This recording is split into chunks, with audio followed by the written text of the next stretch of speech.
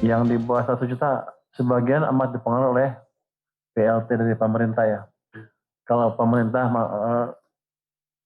mengeluarkan BLT lebih banyak, mestinya tumbuhnya lebih banyak. Tapi begini, itu hanya sebagian.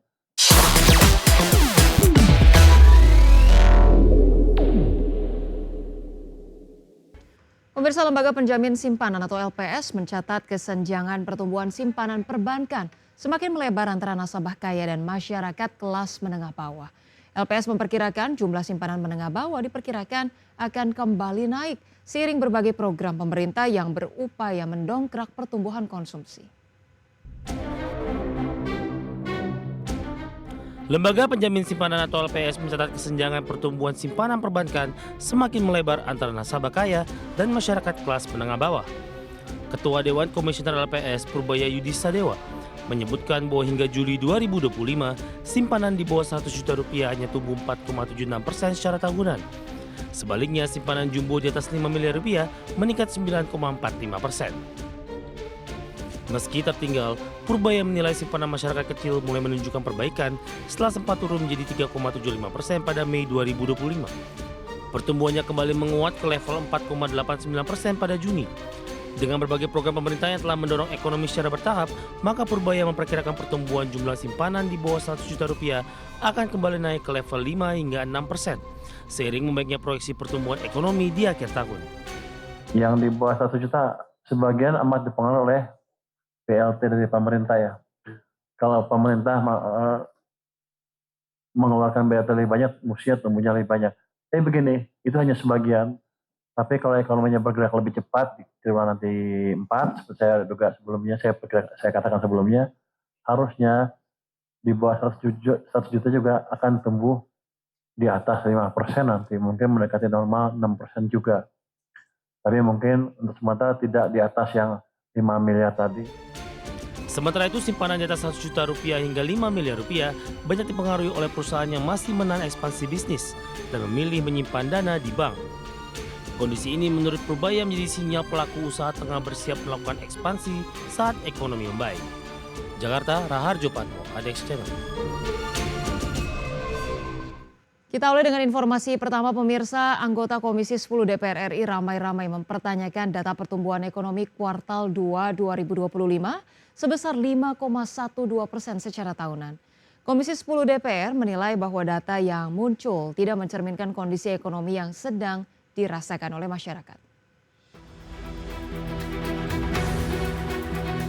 Dalam rapat dengar pendapat dengan Kepala Badan Pusat Statistik Amalia Adininggar Widyasanti, anggota Komisi 10 DPR RI ramai-ramai mempertanyakan data pertumbuhan ekonomi kuartal 2 2025 yang mengejutkan banyak pihak. Pasalnya capaian pertumbuhan ekonomi kuartal 2 2025 tumbuh di luar perkiraan konsensus pakar atau ekonom dengan besaran 5,12% secara tahunan. Jumlah anggota Komisi 10 meminta Kepala BPS terkait metodologi yang digunakan hingga berbeda jauh dari proyeksi konsensus ekonom.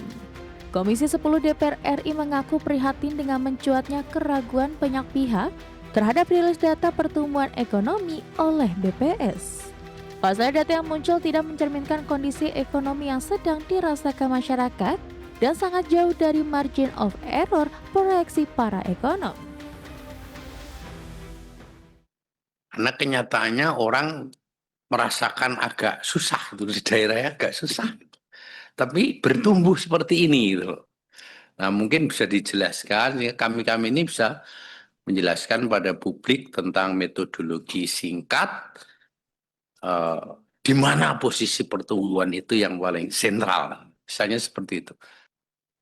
Kalau saya mengatakan bahwa memang perlu prihatin, dan saya mohon maaf kepada BPS, saya pun sendiri melihat ini ada keraguan survei yang dilakukan BPS. Keraguan ini tentu dengan banyaknya data yang juga kita bisa melihat kondisi-kondisi sekarang. Komisi 10 DPR RI khawatir efek dari kelirunya penyajian data akan membuat pemerintah salah dalam mengambil kebijakan. Dari Jakarta, Tim Liputan IDX Channel. Pemirsa, Kepala BPS yaitu Amalia Dininggar Widyasanti membantah anggapan publik dan DPR yang menuding adanya manipulasi laporan data pertumbuhan ekonomi pada kuartal 2 2025. Amalia memastikan metodologi perhitungan pertumbuhan PDB tersebut telah sesuai dengan standar internasional. BPS juga menjadi satu-satunya lembaga statistik yang mengukur PDB. Amalia mengatakan tugas BPS hingga saat ini mengukur kondisi ekonomi dengan data dan fakta, bukan sebatas proyeksi seperti yang dilakukan oleh sejumlah lembaga penelitian dan para ekonom. BPS melakukan pengumpulan data dari hasil survei yang dikumpulkan, termasuk daya ataupun data administrasi lainnya.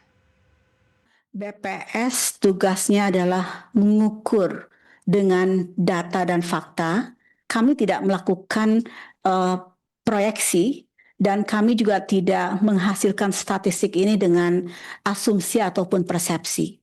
Kami adalah satu-satunya lembaga statistik resmi negara yang menghasilkan PDB dengan cara mengukur dan mengumpulkan melalui 1058 variabel yang kami gunakan.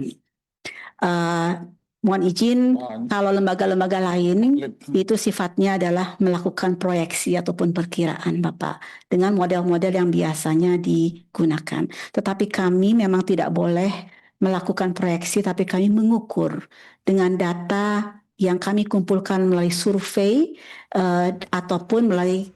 Pemirsa, pemerintah terus mendorong ekonomi kreatif menjadi mesin baru pertumbuhan ekonomi nasional. Sebagai salah satu sektor yang banyak menyerap tenaga kerja, pemerintah daerah diharapkan dapat menyusun peraturan daerah terkait dengan pembentukan kelembagaan ekonomi kreatif. Pemerintah terus mendorong ekonomi kreatif menjadi mesin baru pertumbuhan ekonomi nasional. Sektor ekonomi kreatif yang termasuk dalam 8 misi Astacita Presiden Prabowo diakui menjadi salah satu sektor penyerap tenaga kerja terbanyak, khususnya bagi generasi muda. Menteri Ekonomi Kreatif Teuku Rizky Harsha menyebut dalam pengembangan ekonomi kreatif diperlukan kerjasama dengan berbagai pihak, mulai dari pemerintah daerah, akademisi, OJK, bahkan pihak swasta dan media. Karena Kementerian Ekraf mendorong segenap stakeholder provinsi maupun kabupaten kota untuk dapat menyusun peraturan daerah terkait pembentukan kelembagaan ekonomi kreatif. Kami mendorong segenap stakeholder provinsi, kabupaten kota untuk dapat menyusun peraturan daerah terkait pembentukan kelembagaan ekonomi kreatif. Jika Bapak Ibu berkenan, kehadiran regulasi ini akan memperkuat serta mempercepat terbentuknya kelembagaan ekraf di daerah, sekaligus memberikan landasan hukum yang jelas agar mampu berkembang ekraf untuk membantu Bapak Ibu menjadi mesin baru pertumbuhan ekonomi di daerah. Kehadiran regulasi diyakini akan memperkuat serta mempercepat terbentuknya kelembagaan ekonomi kreatif di daerah, sekaligus memberikan landasan hukum yang jelas agar mampu berkembang. Dari Jakarta, Tim Liputan IDX Channel.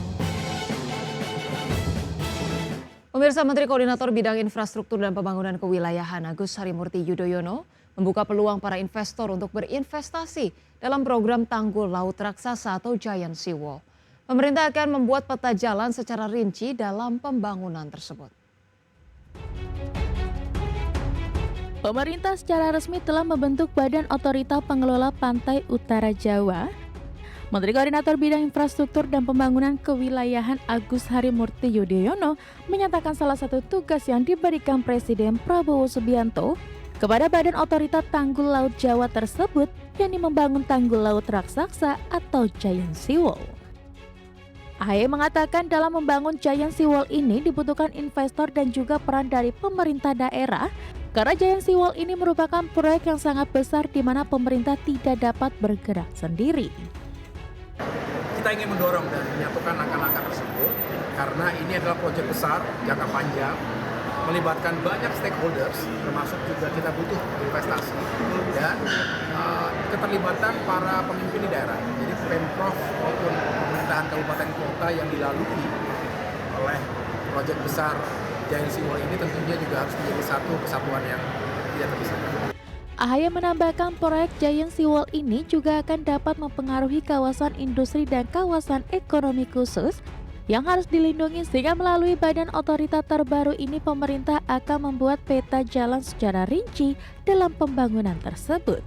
Dari Jakarta, Ricky Anwardi, IDX Channel.